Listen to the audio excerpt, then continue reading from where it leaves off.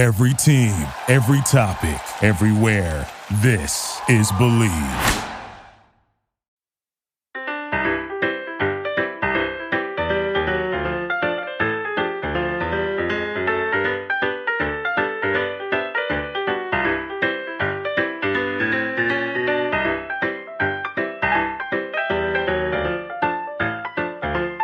Hello, everyone in podcast listening land.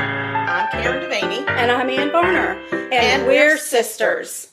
Welcome to Sugar-Coated Murder, where we'll discuss And probably inappropriately laugh about and comment on Yep, one of our favorite subjects, murder. Oh, and we love to bake. And why not combine our two favorite subjects? Baking And killers. Hey, Ann Varner. Hey, Karen Devaney. What you doing? I am getting together a little baking surprise. Oh, that's so exciting. I love a surprise, and especially when it's baked. Yes. So I'm going to do Almond Pillow cookies. Oh. And I went on a search because I love the Almond Pillow cookies at Fresh Market. Girl, me too. They oh my God, are I love them. so good, but we don't have a Fresh Market. No, we don't. So we need to learn how to make them. That's right. Or you do. Right. And then we will have them all the time because you will make them. Okay. Yeah. So how perfect. I found a recipe, and we're going to see if it works out. I don't I know. hope so. I've not tried it before. Well, I it don't can't know be anything. but so bad. If it's made with almond paste, it's got my name all over it. Exactly. I love a nice almond cookie, almond croissant. Yes, that's what I had for my breakfast this morning was a little almond croissant. Well, you're very spoiled. I am very spoiled, but I cooked it myself. So Good old Trader Joe's. I love me some Trader Joe's. I actually use Trader Joe's a lot to buy my croissants, and then sometimes I pass them off as homemade because if they're baked in your oven, it was made at home. Absolutely. Could not agree with you That's more. the philosophy of our grandmother. Absolutely. Rest in peace, Grandma Seal. And our other grandmother, me mama, because she had those homemade biscuits. But it turned out they were biscuits from the green can, which they don't do anymore. But green can biscuits. They do the biscuit. It just doesn't come in a green can. No, it's so sad. Now it's flaky layers. Yeah, I know. But, yeah, I know. It was green biscuits when we were growing up. We had green. And then she used to make her own sausage gravy. Do you remember that? I do remember that. Yeah. And then she had that yummy barbecue sauce. That you thought was her homemade, but it was not. It came from S&N. I don't think so because Or S&S, it was in a or ketchup bottle. That's what they did. That's how they made. That's how they put it. That's what they did. I don't think so. Okay, whatever. She ain't done it. I can tell you right now, she never did that. But anyway. She did. I can't remember anything that she actually made on her own except for the sausage and sausage gravy.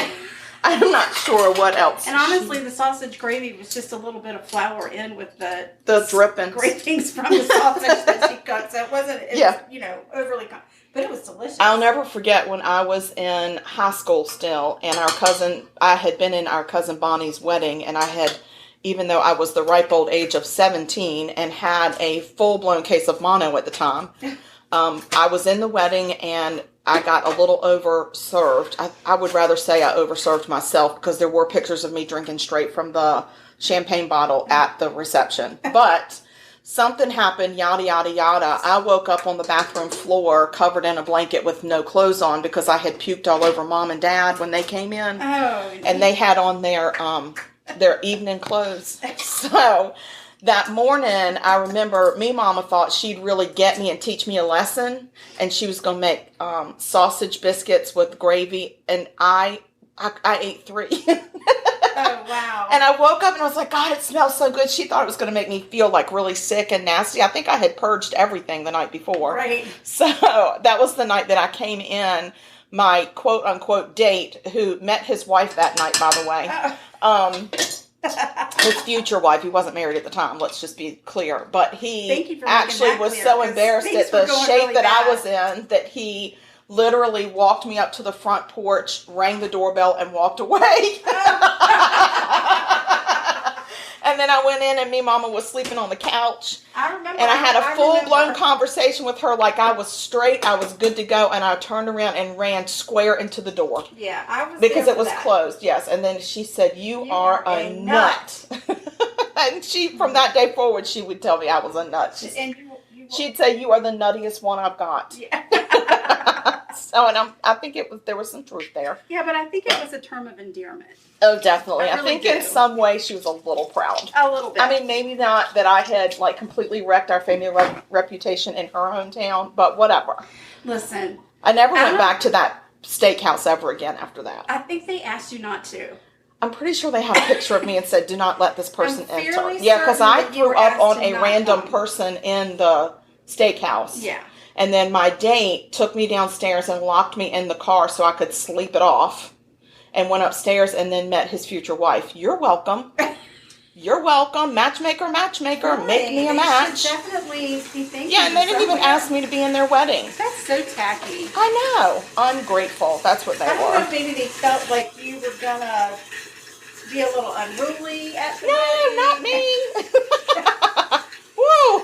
Maybe they felt like that tiny little South Hill, Virginia had Just about enough of, dramatic. yeah, I know. And so, yeah, and the funny thing is, about 2 months later, I still had mono, and my spleen was so inflamed from all the drinking I had been doing, and my liver, that's probably where I damaged my liver, It may very well be. that I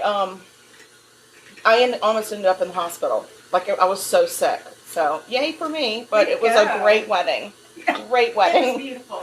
And Bonnie and Billy are still together, so yay for y'all. Yay, way to go, Bonnie and Billy. All right, so I'm going to get started on my murder. Oh, yes. It's a little bit long, but I got to tell you, my husband gave me this murder, and nothing says love like a spouse giving you a murder to work on. Yeah, especially a spouse that thinks you're a little kooky for even doing a murder podcast. You're exactly right. We had that conversation. That says a lot. I know. It's like, I think you're crazy, but you should talk about this. But you should totally talk about this. Since you're going to talk about murder anyway, here's one for you. Yeah. And the reason he gave it to me was it was in a town that he lived very close to, and his grandparents actually lived there. And he can remember when this happened. It happened in the 80s. Yeah, it's always so much more interesting when you've got that personal connection to it Yes, somehow. absolutely. So I don't know if anybody listening is from that area, but I left the street names in this story in case We somebody. do not protect the innocent here. We don't. Well, yeah, no. This is not a podcast. We don't for protect the anybody, to be honest with you. So anyway, but I left all the names of the streets in there in case people are familiar with the town. But my husband remembers the whole town being on lockdown. And Really? yeah, and even where he was from Nanticoke, which is maybe 15 minutes away from Wilkes-Barre, Pennsylvania, it's the Wilkes-Barre Scranton area. Right. And he can remember them being on lockdown, and they were really nervous because his grandmother still lived in Wilkes-Barre, Oh. and everybody had been told to shelter in place and not go outside. Really? Yeah, and Wow. his grandfather had died like 3 months ago, so she was alone. Oh my gosh. So they were really nervous, but he had some relatives that lived nearby, and I'm sure they either went and got her or they went and stayed with her. Right. But yeah, he can remember all of it. He can remember being in high school and the schools were locked down. Everything was, the whole town, like even where he was 15 minutes away, because this guy went on the run and they did not know where he was for a long time. Oh my goodness. So anyway, That is crazy. this guy's name is George Banks. All right. George Banks. I know, not the, from What a Wonderful Life. What a wonderful, No. wonderful life. No, Just no. Wonderful Life. No, stop it. What is it called? No, that was Steve Martin. George Banks when his daughter gets married. Father of the Bride. Yes. Oh, I thought George Banks was also one of the bankers. George Bailey. Oh, Bailey. His name is Bailey George Bailey. Banks. It's all the freaking. But banker. I was so close because of the bank. Okay. Okay. Anyway. So, George Banks, he was a former prison guard in Camp Hill, Pennsylvania, which was not very far from Wilkes-Barre, in 1982. He lived in Wilkes-Barre, and he was a little bit of an oddball. He had some personality traits, and he had definitely been shaped by some racial interactions in his youth. Okay. He was a tower guard at the prison, although he had previously served 7 years in prison for attempted armed robbery. How does that happen? Back then, there were no rules. Oh, wow. You could hire ex-cons. Wow, to work in a prison. Oh, yeah. How about that? Mhm. Love it. Well, he never got in trouble in prison, so Okay. whatever. So anyway, he had also served in the U.S. Army briefly, but received a general discharge Oh. because he couldn't get along with the officers. So he might have a little bit of a problem with authority figures. There is a syndrome called oppositional or authoritative oppositional whatever. It's when you can't get along with people that are in authority or people that you perceive as authority. So his teachers and guidance counselor from high school described him as a thin boy that wasn't any more trouble than any other boy. Oh, wow. That's always trouble. That's really not good. But there was a former classmate who was also his street friend and a co-prisoner at the time that he was in prison, not for the same thing, but they actually were in the same, I don't know, cell block or whatever they are in prisons. What is a street friend? Like A somebody street friend- that lives on the same street? Somebody that hung in the streets with you. All right. So they hung together in the streets. So I feel like I need a street friend. Well, when you hang in the streets, you'll make one. All right. So, I'll work on it. New Year's resolution. There you go. Get me a street friend. So this guy said that Banks always seemed like he wasn't looking to hurt anyone, but if provoked, he was always ready for a fight. And he always felt like there was going to be a fight. So I don't know if there's some paranoia going in there or whatever. So anyway, Banks had told in the prison, Banks had described the robbery that he was convicted of, saying that he tried to rob a local tavern, and the tavern owner challenged him by saying, "You won't shoot me." And so supposedly Banks answered, "Get ready, you big slob, because here it comes," and pulled the trigger. Oh. But he was convicted of robbery or attempted armed robbery. So he never got to the money. Just the shooting. He got carried away with the shooting. He was so pissed off at the guy that said, "I don't think that you'll shoot me." Oh. So, yeah. So it was a bad game of truth or dare, kind of. It was a little bad game of chicken. Chicken. Yeah. So this friend said that in prison he realized that Banks was a little bit more dangerous than he had ever considered. And he said that Banks always felt persecuted by both Caucasian and African American races. And the reason is because Banks's mom was Caucasian. Okay. His father was African American. Okay. So he was of mixed race. And this is in the 80s. Right. And I guess growing up, his parents never married. And growing up, his mom, when they would walk down the street together, people would spit on his mother and call her racial names. And as a teenager, Banks said that he had a run-in a couple of times with some angry people because, like, one day he said that he was on the corner eating a donut and drinking a Coke. And just these people kind of came up and started a verbal attack on him and called him racial slurs. And then an angry mob kind of formed and they were beating on him until the cops came. Oh. So he definitely he had grown up with definitely some racial persecution, and he did not feel that either race had ever accepted him. Oh, wow. So just kind of keep that in the back of your mind. Okay. So some other history on George Banks. He had fathered a child from he actually had 2 grown children by now that were not living with him, and he had divorced and they were gone. I don't even know if he had contact with them. But he had fathered a child with a former girlfriend, Sharon Mazzillo, and that son's name was Kissamayu. Kissamayu. I don't know. Okay. That's better than Kissing My Ass, but Kissing My Ass. Kissamayu. And he and Sharon were in the middle of a custody dispute. She did not live with him. She lived with her son, her mother, 2 younger brothers, and a nephew that would come and visit, but they did live locally. And so at some point, George collected a few more girlfriends. Oh, George. And a few more children. Oh, Here's the George. crazy part. All of them lived in the same house. Okay. That to me is just crazy. So The girlfriends, the kids, the whole... yeah, I'm caboodle. gonna give you a rundown of who's who in the zoo, because it's a zoo. Okay, so he bought a house on Schoolhouse Lane. That just seems so quaint and cute. Yeah. Not really in this house, but so Regina Clemens was a girlfriend. She had a 6-year-old daughter with him named Montezima. Montanazima. I don't know. It's a weird name. It's got a lot of letters in there. So, and then Regina's sister Susan Uhas also lived there and had a 4-year-old son named Bowendy with Banks. Bowendy? Bowendy. Okay. And a 6-month-old daughter named Mauritania. Okay. Mauritania. Is that one word? It's all one word, so that makes it hard for me to decipher. And then there's Dorothy Lyons, who also lived there.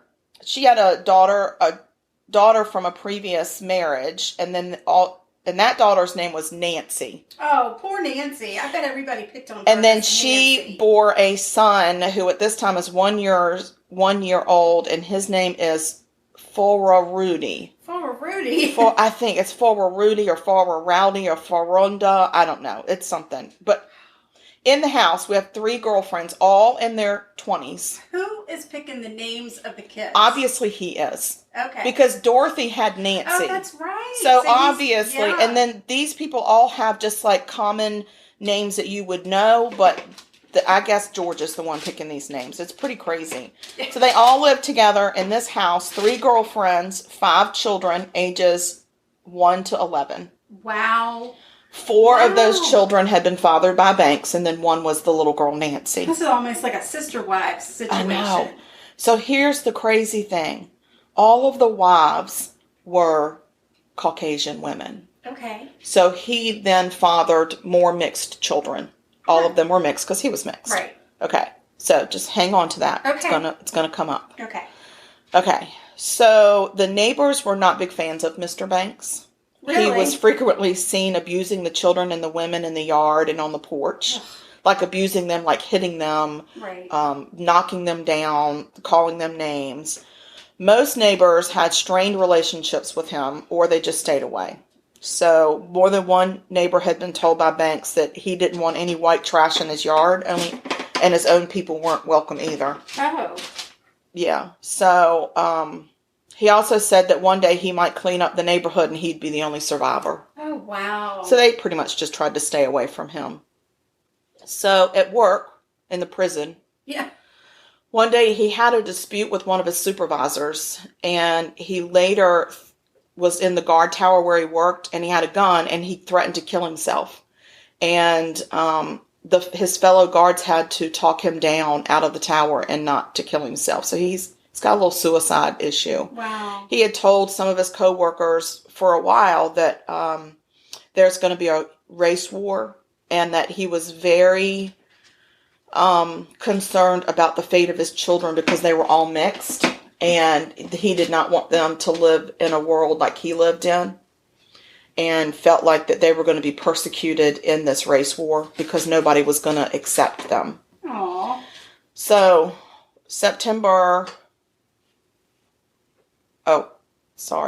So after he had talked about the race war and then he threatened to commit suicide, they put him on medical leave. Okay. And they told him that he needed to go to a mental health clinic.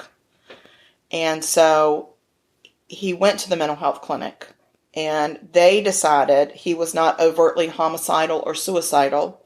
So they just made an appointment and told him to come back on September 29th. Okay. And send him home. All right, September 24th, that night.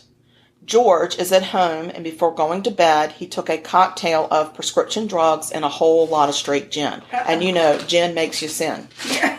So I can't stand gin because I think it tastes like pine needles and cat pee. But lots of people like it. But I do have heard many times from many different people that gin will make you sin. Oh, wow. So anyway, he goes to bed on this cocktail of mind-altering situation. So, from this point forward, I'm not going to say his name. Because I decided This is it. This is the that I don't want to say his name over and over. I've given his introduction, but now, to me, he's either a-hole monster or a monster a-hole. All right. Because of what he does. And so I don't want to give him any undue fame, because this is not about him. This is about his actions. Okay. Okay. I understand completely. And Yeah. I'm completely on board with all of those descriptors. Okay. Asshole, monster asshole. He really is. The man is. There's nothing redeemable about this man, and I cannot find an excuse anywhere for what he is getting ready to do. Oh my. So September 25th, he awakes in the morning. His 4-year-old son, Bowendy, is laying next to him, and his 3 girlfriends each sitting in chairs around his bed. So I have a feeling there was a lot of control going on there. Yeah. And maybe in his paranoia, they had to keep watch. Maybe they slept when he went to work. I don't know. Sounds almost cultish. It sounds like a cult to me, too. So also, so each of the girlfriends sat in chairs around his bed, and Susan was holding their 1-year-old daughter, Mauritania. So next to the monster is an AR-15, which he gets up and... He sleeps with his AR-15. Close by. Okay. So he gets out of bed and picks it up and puts a 30-round clip into it. Oh. Okay. And then he very calmly turns around and pulls the trigger and shoots Susan 4 times in her chest. Oh. Oh, wait. No. First... No, he shoots Regina first. He kills her instantly. Then he shoots Susan 4 times in the chest. She slumps over, and one of the bullets passes through his 1-year-old daughter's back ear and kills her instantly. Oh, my gosh. He then shoots Dorothy with 2 shots, killing her. And then he goes over to his 4-year-old son and shoots him in the face, killing him. Oh, my gosh. So, one by one, he shoots and kills each of them. And in less than probably 15 minutes, he has wiped out his entire family. But he goes downstairs. Or no, he goes upstairs. And he proceeds to go to each child's bedroom that's not with them, the older children. Mm-hmm. And he shoots each one of them and kills them. Oh my gosh. So he kills every single person in that house but himself. Right. That's why he's a monster. So then... he steps over all the bodies, goes up to his... This has a lot of the same elements, I think, as the story behind the Amityville Horror House. Yeah. Right? When that guy comes in and kills his whole family with an axe. Yes. Yeah. So, he goes to his bedroom and puts on military fatigues and a t-shirt that reads, "Kill them all and let God sort them out." So, this is going to set the tone. Wow. So he isn't done. He walks out of his house, and across the street there are 2 men who are trying to jump into a car. James Olson, 22, and Ray Hall Jr., 24, had heard the gunshots. And they're like, we got to get out of here. And they said, we got to get out of here. And so they knew the gunshots were coming from across the street. And so Jimmy grabs the keys, and they're running out to the car, and when A-hole sees them, he runs over and tells them, "You won't live to tell about this," and shoots them both in the chest. Oh my gosh. He stands over them briefly to make sure they're dead. Wow. And then he takes off. So he gets in his car. He drives about 4 miles to a nearby mobile home park where his ex-girlfriend Sharon lived. So Sharon, she's there. She lives with her mother, her 2 younger brothers, and there's a nephew that comes and stays with them and visits and then goes back. Like, he kind of bounces back and forth. So, when she sees him coming to the door, she's very cautious about what he's doing there unannounced. Because remember, they're in a bitter custody battle. Right. And then she sees that he's armed. And so she tries to close the door and keep him from coming in. And he overpowers her and immediately shoots her with the AR-15. And kills her. Instantly kills her.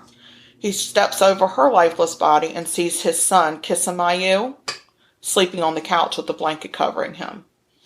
He walks over and holds the barrel inches from that child's head and pulls the trigger. Oh my gosh. It's just... what? Yeah, when is it going to stop? Meanwhile, Sharon's mother, Alice, has heard the commotion and is desperately trying to dial the phone for help. And her younger sons, 10-year-old Angelo and 13-year-old Keith, are trying to find a place to hide. So Angelo scoots under Alice's bed, and then Keith goes and hides in her closet. The monster walks into the room and grabs Alice. He places the barrel of the gun facing upward against her nose and pulls the trigger, and her head explodes. Oh, gosh. It sends brain tissue and blood all over the room. Oh. And poor Keith has watched this from the closet. Whoa. And poor Angelo was under her bed. So he sees the carnage as well. And they're terrified. Of course. So in the meantime, the nephew comes running in. His name is Scott. He comes running in to see what's going on, and he sees his grandmother's decapitated body and runs down the hall screaming. Well, George very quickly reaches him, grabs him up by the shoulder, holds the AR-15 against the kid's stomach and just unloads, and then just drops him like a rag doll. Like this, there's no emotion here. It's just methodical. I'm going to wipe them all out. So as he does that, he exclaims, well, I killed them all. And he walks out. Oh my God. Leaves everybody dead. So a call goes out to police in the area of the trailer park to investigate a possible shooting. So there's a police officer who arrives at the lot where Regina and Alice reside. And he sees the body of Regina laying on the ground, and she's dead. So he walks into the house and flicks on his flashlight, because I think it's getting to be dark, and he sees the carnage of all these dead bodies. But Keith and Angelo run out from hiding. They had survived. Oh, wow. They're able to tell the police officer who did it, what he looks like, and that he left on foot, and that he's armed. Right. So they immediately call for backup, and then they get more cops there to secure the scene. And in the meantime, another separate call has gone out to the Schoolhouse Lane neighborhood, and a cop goes over there to because somebody had reported a body in the street. So that's the two guys that hit. Yeah. Away. So right. The cop goes in over there and sees the two bodies, and he's trying to figure out what happened. So he's like, okay, I'm just going to walk across the street and canvass the neighbors to see if they saw what happened. And when he gets across the street, to the monster's house, he opens the door and smells fresh gunpowder. And he flicks on his flashlight, and there's carnage. Oh, yeah. And he absolutely can't even count the bodies. Oh, my God. So he goes outside, radios for backup. When his backup gets there, he said, we have a homicide. And the other cop says, how many? And he said, I lost count. Oh, my God. I can't tell how many people are in there. There's just so much carnage. Mm-hmm. It's awful. So, in the meantime... Okay, well, let me tell you about the two guys in the street. So the two guys in the street get loaded. EMS gets there. They load them up into the car. They're both still alive. Okay. They go to the nearby hospital where, where Ray Hall is pronounced dead at the hospital. But James Olson is flown to a nearby trauma center in Danville, which I've been to that hospital before. They have? Mm-hmm. It's Geisinger. It's where my niece was born. Remember, she was a preemie. Oh, right. Yeah, it's a really great hospital. So he goes there, and he ends up surviving this. Really? Yeah, he does. So in the meantime, the a-hole becomes aware that there's a huge manhunt for him. And so he goes over, he ditches his car, and then armed carjacks another car from a passing motorist. He told that motorist, I've killed everybody. I'm a wanted man. Do you want to stay in the car or not? And the guy says, no, I'd like to get out. So he lets him out. Thank God. Oh, my gosh. I know. So, so then he drives the car to the edge of town, walks into a field, lays down, and passes out. Falls asleep. From all the gin and drugs. And I know an AR-15 is an automatic weapon, but it must just be exhausting, killing and wiping out your entire family. Oh, yeah. Poor so he needs a little nappy. Poor jackass. Yeah. So around 5:30 a.m., he awakes and hears sirens all around him and immediately runs on foot to his mother's house on Metcalf Street. Oh, I'll bet she'll be delighted to see him. Actually, she's very happy to see him. When his mother opens the door, she said she could smell liquor on him and he was crying. Okay. Yeah, and he said if she doesn't take him where he wants to go, there will be a shootout right then and there, and she will be hurt. So she says, well, what's wrong? Why are they looking for you? And he just said, well, I've killed everyone. And she said, who was everyone? And he said, I've killed all the girls, Regina, Sharon, all of them. So in a state of shock, his mother, Mary, sits down at the kitchen table and starts to write out her will. Oh, Lord. She says this is it. So she finally decides to call the house on Schoolhouse Lane, or call the phone on Schoolhouse Lane to see if anybody answers. And an officer answered. And then she's like, oh, God, I think this might be real. And then the asshole gets on the phone and identifies himself to the cop and says, how are my kids? What? Yeah. The officer on the phone says, they're good. They're okay. What? But they need your blood because they're very hurt. Can you meet us at the hospital and donate blood? Oh, what a brilliant man. It's a lie, but they're hoping that this guy feels like, okay, I got to go give blood to save my children. Oh my God, that gave me chills. I know. I mean, they actually did a fake news story on the news. Wow. Saying that the children were all in critical condition and they needed blood donations, and that they're hoping that their father, who would be the perfect match, and that would, because they're a blood relative, it would be the quickest way for them to give them blood. So they actually put it on the news. That the children, I have chills. They're trying desperately to get this man because he is running loose, and they know, right? He's armed, he's dangerous, and he doesn't care. He's got nothing to lose, and he doesn't care who he hurts. Right. So George doesn't believe them, and he grabs a whole bunch of ammo that I guess he stored at his mom's house. Which, of course, I mean, that's what your mother's house is for when you get older, to store your crap. So he then instructs his mother to drive him to a rental home that he knows is currently vacant on Monroe Street. So she did what all heaven-sent moms would do and drove him to where he wanted to go. Of course. Dropped him off. There you go, buddy. Upon her return to home... Day. Yeah. Here, let me pack you a lunch. She is met by a flock of police officers at her house by now. No doubt. Okay. And it takes them hours to get her to tell them where he was. Oh my God. Yeah, so she's no better than he is. Yeah. So now it's 7:20 a.m. the next day.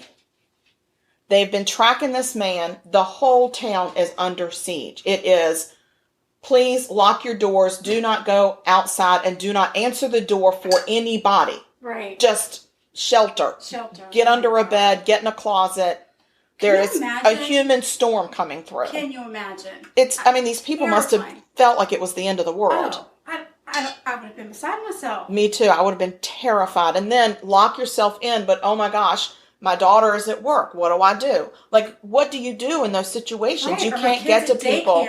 Yeah, that's what happened to us, for 9/11. We were desperate to get to our loved ones and couldn't get there. So, this is so terrifying. And my husband remembers the news reports. He remembers the lockdown at schools. He remembers things being canceled, everything. But it was like a ghost town in Scranton, Wilkes-Barre, Nanticoke, all of these surrounding towns, because they didn't know where he was. Right. So when they finally figure out he's at this vacant house on Monroe Street, of course, 110 officers show up. And they try to talk him into coming out. And, of course, they try to tell him that his kids need him and all this stuff. But they finally, it took them 4 hours to finally get him to come out and surrender.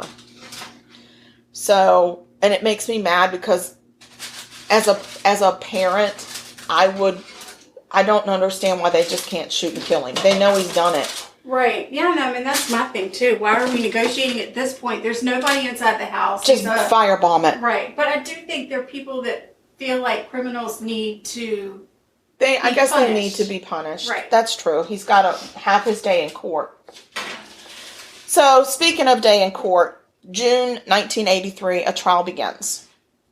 After a 3-month-long court hearing and ruling as to whether or not the man was mentally competent enough to stand trial.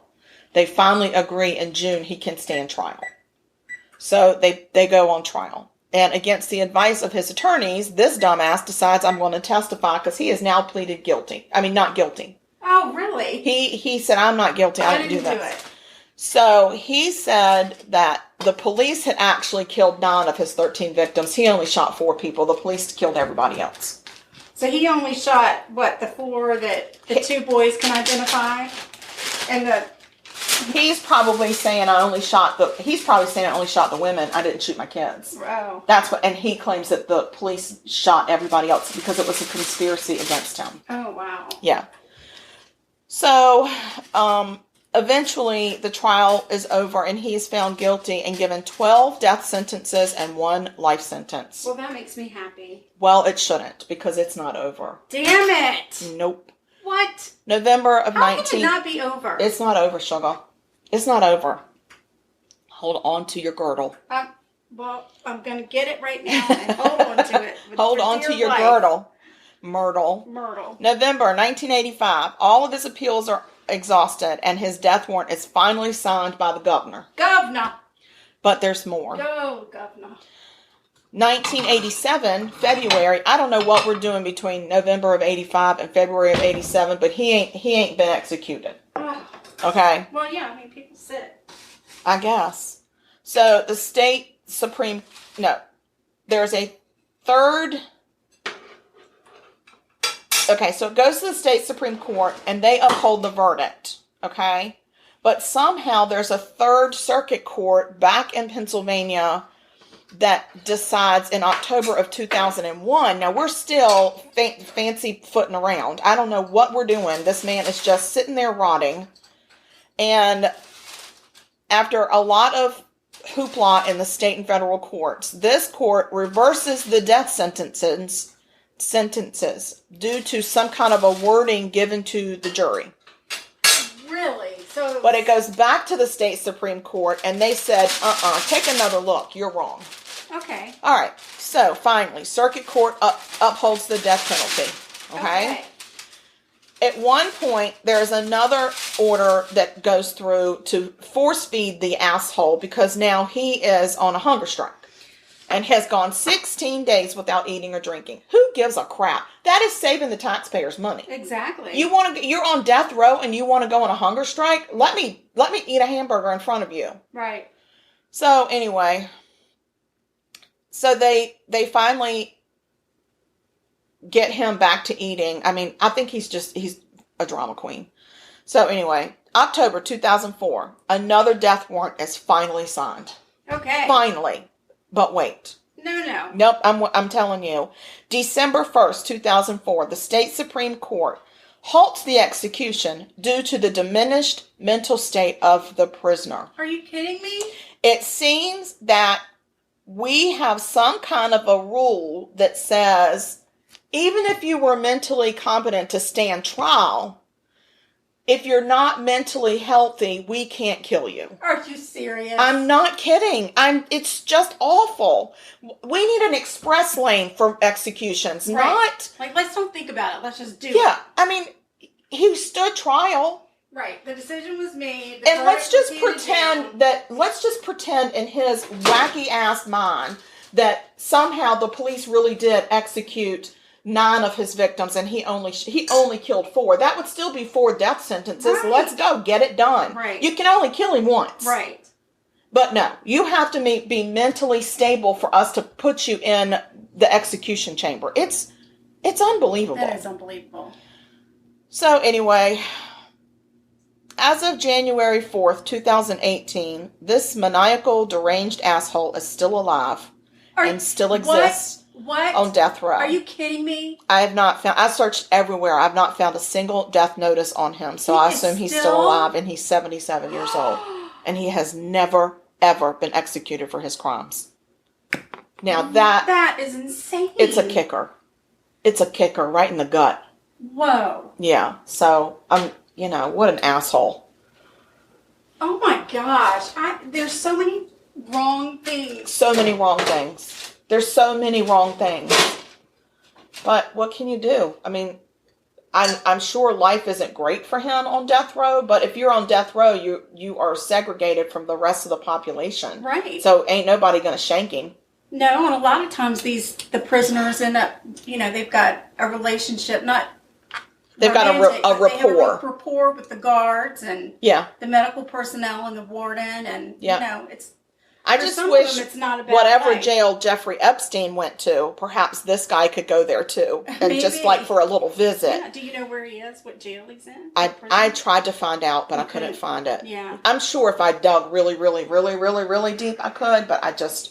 Yeah, I know. I You couldn't wanted to get find it done it. because it's Yeah. such a terrible... It was very heavy to do, and the outcome is such a letdown. I wonder what his mental issue is. Well, I'm sure at this point he still thinks that he probably thinks there's a race war still going on. And he's got these conspiracy theories about the cops and the race and everything. So, but I mean, I'm sorry, but I don't care. We're not saying he was not of diminished capacity when he stood trial. Right.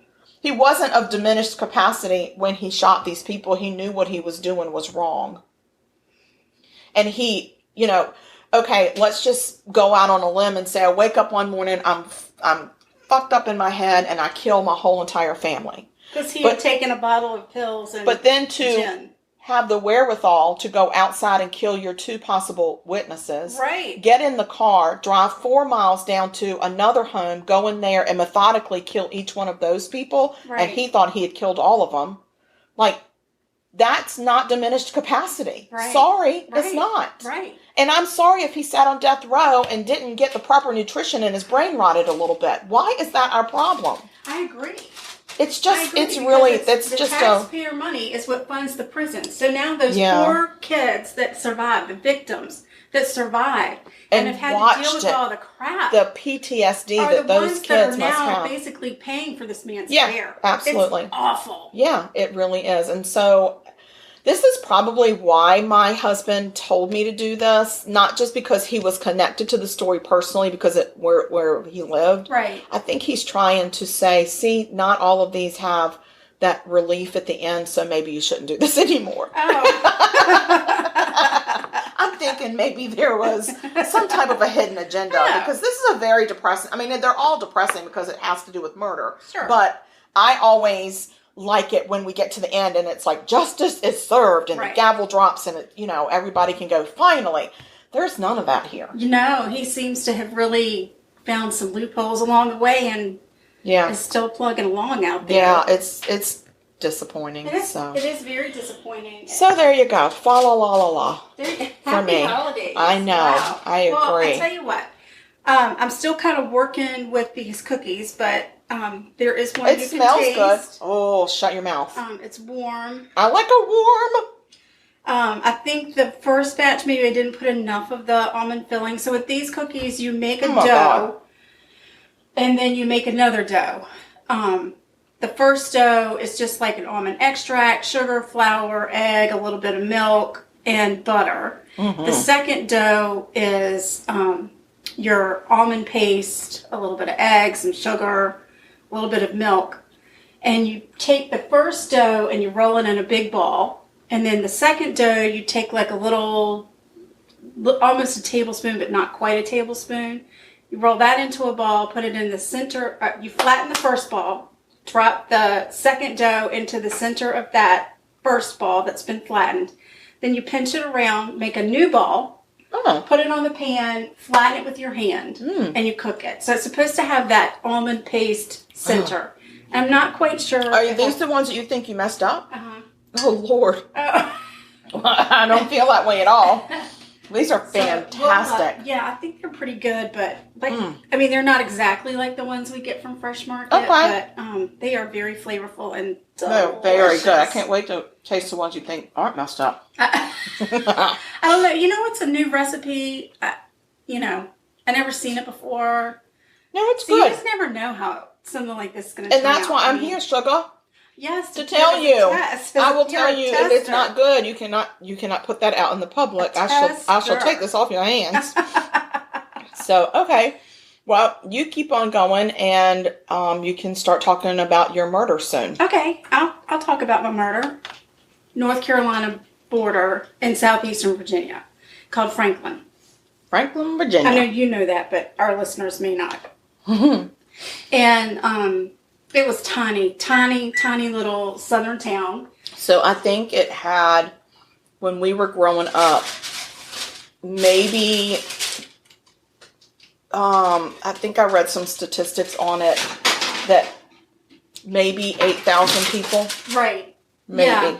And this was back in the 80s. So when it was thriving, because it was a paper mill town. So there were a lot of people there working at the paper mill, and a lot of executives. And, of course, the family that started the paper mill lived there. So. Oh, yeah. Royalty. Yeah. Small town royalty. Yeah. I mean, as a matter of fact, we actually had Elizabeth Taylor come and stay with one of the families that we knew, and we went to church with her. I would Yes, never we in did. my life forget She was going to not church nice. with Elizabeth Taylor. Well, she was It's when drunk. she was with, yes, it's when she was with Warner. Yeah, she was drunk. She was very at church, but that's okay. She was lovely. Okay. Pretty. Not personality-wise, but she was pretty. She was drunk. She was drunk. Yeah. So anyway, small town USA, and we had a woman that lived in town, and our dad owned a drugstore, a small little drugstore in the center of town. So we got to see a lot of the people that lived in town that we didn't necessarily know from social circles, but people who were customers of our dad's. Mm-hmm. And this woman, they called her Cy. Her last name was Davis. You always knew she was coming because she would drive a convertible Corvette decked out in Redskins. Cherry red Corvette. Redskins, everything. She was a huge Redskins fan. Yes, we were born and raised in Redskins territory, which is why I'm a Dallas Cowboys fan today. And she wore skirts that were perhaps a little too short for her age. I remember her. I went to school with her granddaughter. Maybe some go-go boot type. Yeah, she definitely had those go-go boots on. I remember that. And she had skinny legs. Very skinny legs. Yeah. Mm-hmm. And she did like a short skirt. 80s. Yeah. We're talking about a woman in her 80s right now. Yeah. So, she was quite the character. Cy took on a lover. Of course she did. Who else? What else do you do at that age when you can still sport a mini skirt and go-go boots? Right. Who was considerably younger than she was. He was in his 60s, early 60s, if that. And of course she was in her 80s. And that's nice. They had... I mean, doesn't there come a point where age just is a number? I mean, evidently in this world, yes. As a matter of fact, it does. I mean, there is a point. I don't know what point that is, but there is a point, I think, where age is just a number. Right. So her boyfriend was not from our town, and coming from a small town, it's not easy to fit in necessarily when you're an outsider, where we have, our thing and growing up, our parents, our grandparents, the first question when you introduced somebody to them was, who are your people? Yes. They wanted to know who you were related to so they could figure out what family you come from so they could determine if you're worthy enough for a handshake. Yes. Or a stand-up. Mm-hmm. So this fella did not come from our town. And I used to hear, who does he belong to? Who does he belong to? Mm-hmm. Right. Who are your people? But, and our grandmother always said it's all in who you know. It's all about who you know. That's right. Mm-hmm. So Cy had her little relationship going, and I remember her house as like an older house on the outskirts of town, but on the right side of the railroad tracks, not on the wrong side of the railroad tracks. Oh, them damn railroad tracks. It really did separate railroad our town. Tracks. It's just, you can't make this stuff up. You really can't. Well, unfortunately, Cy's boyfriend was a raging alcoholic. So he fit right in. Right. So, and they liked to party, no question. That tailgating, that's a lot of fun. That is, and I can remember tailgating out in a field when there was no athletic event going on. Right. My whole life growing up was a tailgating. Right. And now Cy was related to the former sheriff in town. That was her son-in-law. Her daughter's husband. Yes. Right. But she also was the granddaughter of the first mayor of Franklin. She certainly was. So she definitely came from... She had long roots. Yeah, her family was steeped in the history of that town. Absolutely. So, even though she was a little bit of a character, she was still a very well-respected woman in the community. Yes. And, now she's got this connection where her son-in-law Grady is the former police chief in town. Yep. Got pulled over by him one day. Twice. Did you get a ticket? The first time, no. I was on the way. I was running late. I was in high school, and I was in our big purple station wagon. Right. The one with the seat in the way back that you rode backwards in. Yeah, used to. How did we ever live through that? I don't even know. Wagon? Because the first station wagon we had no back seat, and we laid down in the back all the time. And there was a hole. There was a hole in that back seat, or the floor of that back, whatever it was, compartment. And you could watch the road go by in that hole. So yeah, mesmerizing. It's how you fell asleep in that whole long trip. Exactly. So of course, our mama moved in a station wagon, and that's old station wagon, one with the paneling on it. When she was pregnant with me, and they moved to the Eastern Shore, she laid down in the back of that station wagon to get to the Eastern Shore because she was on bed rest. Oh wow! Yeah. So that station wagon was we had that for a long time, and then we upgraded to this very fancy purple, it looked like Barney, station wagon that had 3 seats in it. It was a novel idea for a family of 5 that toted everybody else's kids around too. It was not purple. Well, it was burgundy. It was like a maroon purple. It was burgundy, and then the children waxed it. And it turned faded, purple. Right, the color faded, just like what happened when we had the same color Volvo years later. Yeah, I waxed it one day for Dad. Were you putting like floor wax on it? What the heck? I don't even know. It was car wax, but then I tried to rinse it off, and it sat or whatever. And sat too long. We went to take it off. The color came off of it, and yeah, it was beautiful. Daddy was like, Ann Varner. So anyway, so you got pulled over by Grady. Yeah. On the way to school one day, I was actually on the way to my friend Laura's house before school because my cheerleading skirt was at her house, and we had to wear cheerleading outfits. So he pulled me, and before I even got to school, he had told Daddy. He had driven straight to the pharmacy, walked in and said, "Harry, I pulled over your older daughter today. You got to tell her slow down." He probably didn't even have to say older because Daddy would have known. Yeah, he probably just said, "I pulled your girl over," and Daddy was like, "That Karen Devaney, oh my God." So anyway, and then I years later in college, I might have been because I was driving my Buick, that old Buick Skylark I had. And I was riding through town. It's right when the seatbelt laws came out. Right. And I didn't have no seatbelt on. Uh-oh. So he pulled me. I was going 32 in a 25. So he didn't give me a ticket for speeding, but he gave me a ticket for not wearing my seatbelt. Really? Yes, $25. Wow. I was so mad. I bet. Yeah. I bet you were and both really times mad. It was Grady. It wasn't even one of his employees. It was like I'm being pulled over by the police chief himself. And I bet you were especially mad because you can normally talk your way out of stuff. I couldn't talk my way out of that one. Mm-mm. That probably was after we had the party that he came to our house that he had to help us vacate the premises of all the unknown party goers. Exactly. So, all right, so we're going to get back to this little tale of Miss Cy Davis. So Cy and her boyfriend are together for a while, and after so many years, the relationship was less romantic and more roommate-y, I guess you could call. And the boyfriend really got bad with his alcoholism, and he and Cy would get into some scuffles. Oh gosh. Well, one day, Cy gave a call to her son-in-law Grady and said, who was retired by now. Who was retired by this time, and said, I think you need to come to my house. Something's wrong. Something is not right. I just can't put my finger on it. I don't know what's happening. And Grady and his wife jump in their car and drive over. Now, Franklin is tiny. It probably took them less than 5 minutes. I actually think they lived on the same street. They may have. Yeah. They may have. So Grady jumps in his vehicle and drives over. And he says, what's going on? And she said, I think you need to go upstairs and look in that bedroom. So she takes Grady in, and there's the boyfriend is in bed, and he is covered in bruises. And he's barely conscious. And he's bloody. Yes. Mm-hmm.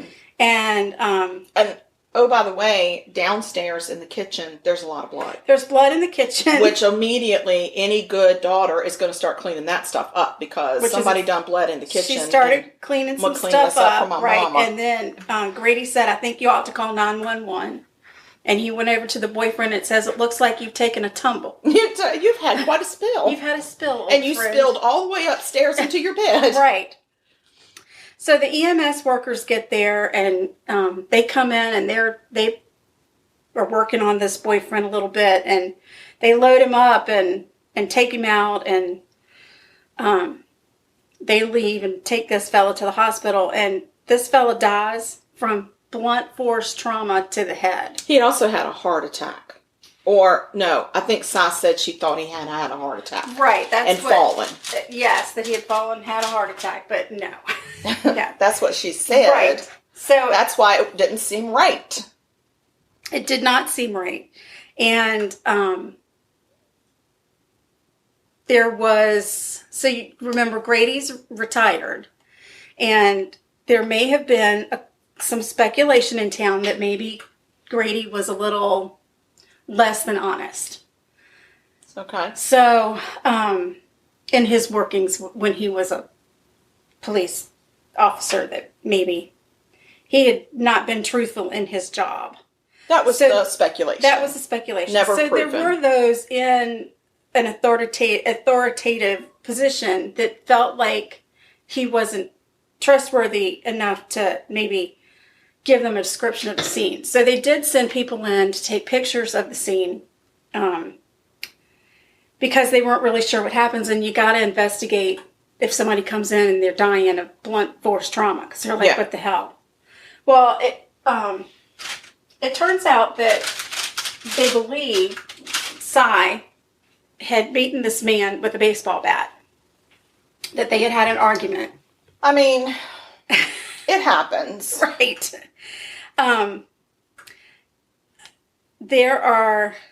There's a lot of speculation about Cy. She was not a big woman. She was little. You know, I think she weighed 97 pounds or something. Like, she was a tiny woman. She was little. And 80. And she was in her 80s at this point. And there were people who said, "There's no way. How could she?" Listen, your dog Trout wants in on the podcast. What a shocker. What a Christmas miracle. I know. I think he's, I don't even know what he's thinking. I don't know what he's thinking. He got vaccines yesterday, and he don't feel real good. He doesn't do well with vaccines, and poor little guy. Bless his heart. I'm actually going to go easy on him today because he got what my daughter used to call a blood shot. He did. He got a blood shot. He got a blood shot, and he don't feel real good. So exactly. I'm gonna ease up on him today. So I remember when this whole thing happened with Cy Davis and her getting arrested, and everybody's like, "Oh my God, what are you talking about?" And it was the talk of the town. They did their investigation, and they determined that Cy had in fact killed this boyfriend, and they went to trial. And while they were at the trial, they pulled one of the EMS workers up on the stand, and they showed him some of the pictures from the scene where he had come in and taken the boyfriend to the hospital. And he's looking at pictures, and he's saying, this is not what that scene looked like, but something's wrong with this.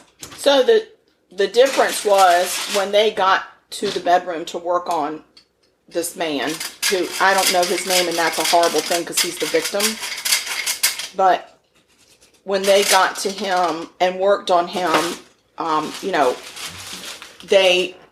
he remembers the scene a certain way, but the pictures of what the text took from the police officers, those pictures from the crime scene, it was littered with empty booze bottles. Exactly. And they were everywhere. They were around the bed. Right. They were up on the dresser. They covered every surface. Right. And this guy said, I would have remembered if I had to step over glass bottles. Right. And I didn't. Right. So his remembrance of the scene was completely different than the pictures. And so the speculation was that they were trying to, and she had said the whole time he was a heavy drinker, and he had a heart attack, and he fell, and at some point he got himself back up in bed, and when I went to check on him, he seemed like he was not doing well. Right. So, and so there was some speculation that perhaps the retired police chief had had a hand in rearranging some things at the scene. Plus that, blood that was in the tone. kitchen had been cleaned up, but they did find some traces of that blood in the kitchen. Yes. And I remember it took them a long And she time said he had a nosebleed. Right. And she had a nose, like she said, I get nosebleeds, and he had a nosebleed when he fell from his heart attack. So we were all just standing around bleeding from our nose in the kitchen. Yeah, kitchen that's what we do. On Saturday afternoon, and it's good. Yeah, it was pretty crazy. It was, and it took them a really long time to go to trial. And eventually they did find her guilty. Now, they arrested her, but she did not stay in jail. Because she was the oldest person at that point that they had arrested.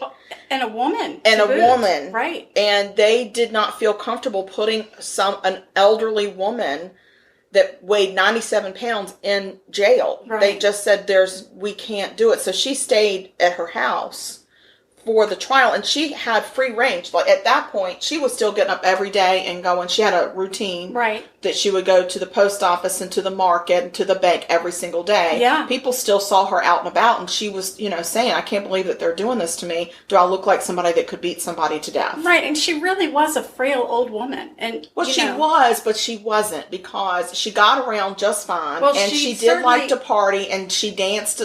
She was. She definitely played the victim. She played it up, and I think, I think all of us were in disbelief. Right, and we had People Magazine came in and did an article, and did a whole article, yes. And I think that's the first time our town had ever been in like a national publication, especially for something like this. Exactly. And she, she's quoted in the article like, "Look at me, I'm so small and weak," and that's not really the personality I remember about she Cy had Davis. A personality that was larger in life, and she got around just fine. She drove that car all the time. She did her own grocery shopping. She did her own errands and banking, and I remember her as being a very vital personality and a strong woman. Right. Just people used to marvel at the fact that she was 80 and still carrying on like she was carrying right. on. So, and they didn't really know what to do with her once she was found guilty of the crime. They didn't know what to do with her, and they certainly were not going to put her in jail. Well, and this actually went all the way to the state Supreme Court, because they were trying to figure out what to do with her, because even in the prison system of Virginia, they had never incarcerated a female that old, and they absolutely did not feel like they could house her and give her the health care that she needed her and put her in a population right. of people that were as frail as her. Mm-hmm. And they didn't think that she was going to survive in jail. Right. So she ended up getting 3 months, I think it was 3 months of house arrest. Or was it longer than that? It was less than a year. Yeah, it was either arrest. 3 months or 6 months on house arrest. Yeah. Where she had to be she in just her had house. to wear an ankle monitor. Yeah. She could still get out some, but she had to wear an ankle monitor. But and then after that, she was free as a bird. Right. She didn't. She passed away, I think, in her late 80s. Yeah, she didn't live a year after that. It took a lot out of her, but there is a conspiracy theory, I guess, out there that says that, maybe she was too frail and she couldn't have done the kind of damage that had been done to this man. But then who could? Well, they're thinking maybe Grady did it. Well, but that was never. He had her take the fall for it because he knew she wouldn't go to jail. Right. I think the biggest problem was there was we were in a small town, and it was a very gossipy town, by the way. And I think there was a lot of public speculation of so many angles, but I think it was really difficult on the police officers because this man used to be their boss. Right. And he was highly respected by the men that worked for him. And so that speculation, it was just speculation. Nobody really followed up on investigating if he had any hand in that or not. Right. So, I just think that... Actually, I want to say what happened was she took an Alford plea. She did take an Alford plea. She took an Alford plea. She said there's enough evidence that if we went to trial, that way they kept her up. But it took forever for them to get to... I want to say it was close to 3 years before it ever came to a conclusion. And you also have to remember... At the time, Franklin was not a city. It was still a town. Yes. So there was no courthouse in that town, any kind of crime or court case went to the county court, which was in Cortland, Virginia, just 15 minutes away. So the crazy thing is the town of Franklin was the town seat of was the main hub. Right. Except for the courts.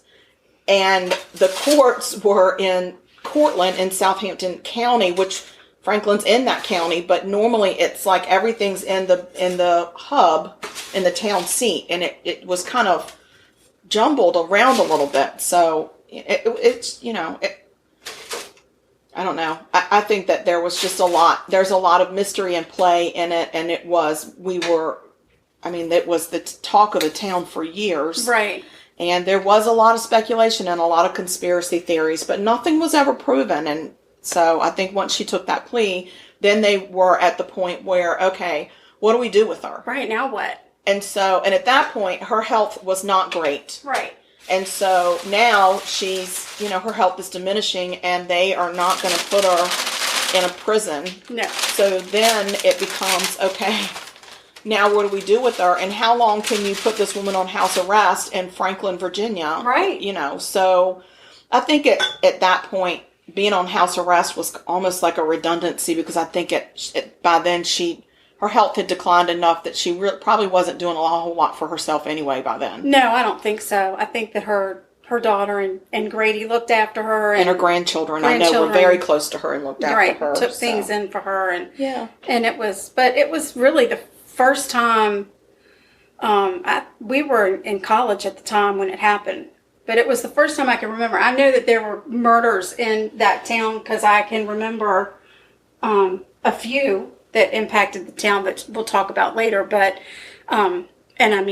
in other podcasts later, because stay tuned. For such a small town, there seemed to be an awful lot of murders happening in that area. We get a lot of information from our town that we lived in before. So that was really interesting. I thought that story was an interesting story. They are interesting, and there are articles. The New York Times even did an article on her during this. They did. It was a really big deal because of her age. Because of her age. So, and the court system couldn't figure out what to do with her. We never really know what happened in that house. Well, I think there's two people that know. Of course. That's right. And they're both dead. It's the victim and whoever made him a victim. Right. That's true. That's very true. So I don't think so. But that's a good one, Sugar. Thank you. That's a true hometown murder for us, because... So, would you like to try an almond cookie? They're warm out of the oven. I would love to. And this is from the batch that you say is better. I think this is a better batch. God, I love it when they're warm. Yeah. Oh, you knock it out of the park by giving me a warm treat.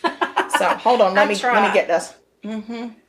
So, one thing that will never be a shortage of talking about is true crime. Because just this week alone... Or food, right. Just this week alone, there was that case that came out of that woman, I want to say she was in Texas, that disappeared with her newborn.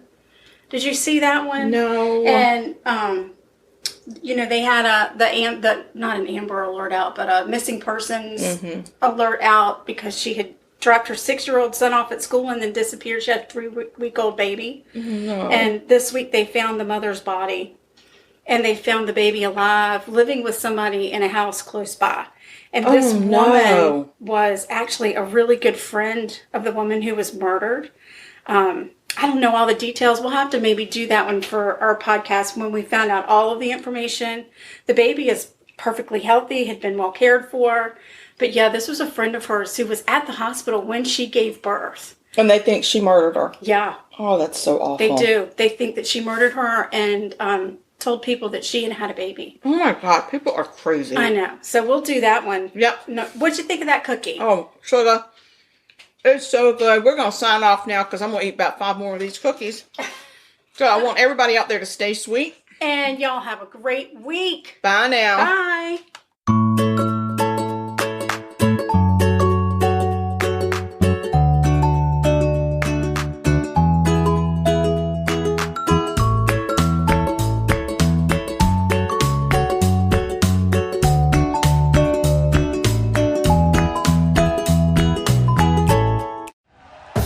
Thank you for listening to Believe. You can show support to your host by subscribing to the show and giving us a 5-star rating on your preferred platform. Check us out at Believe.com and search for BLEAV on YouTube.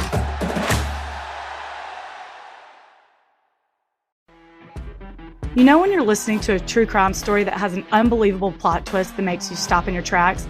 That's what our podcast, People Are the Worst, brings you with each episode. I'm Rachel. And I'm Rebecca. We're identical twins who love true crime cases that make you say, didn't see that coming, and we hate the people responsible for them. Listen to People Are the Worst now on Apple, Spotify, or wherever you get your podcasts.